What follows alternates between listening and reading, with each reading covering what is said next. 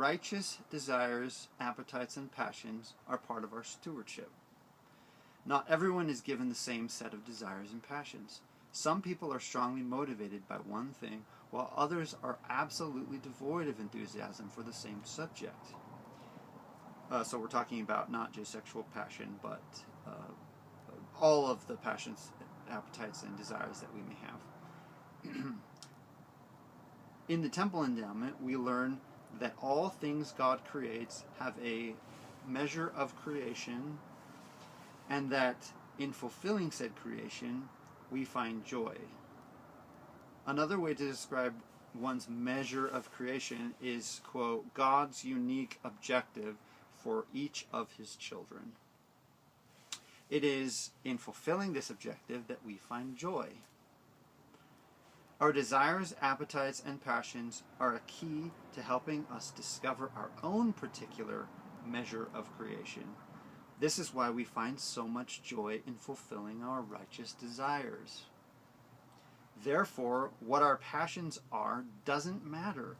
What matters is whether they are our righteous desires.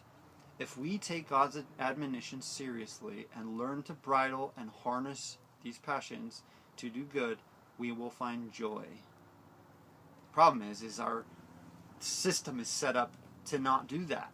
And that's what I'm getting at here, that we systematically crush wholesome desires and passions in students,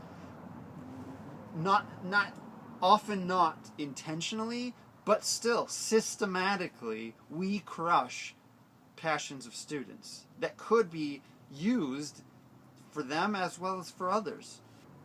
There's another scripture, Doctrine and Covenants 58:27 and 28. Verily I say, men should be anxiously engaged in a good cause, and do many things of their own free will, and bring to pass much righteousness. For the power is in them, wherein they are agents unto themselves, and inasmuch as men do good, they shall in no wise lose their reward. So, if we live the law, we gain the blessing. If we do what the Lord promises, he fulfills his promises, and he says that we have the power to act and to be agents for ourselves, and we will succeed if we do it, despite the fact that our system currently does not facilitate our natures. That's why it's so important that I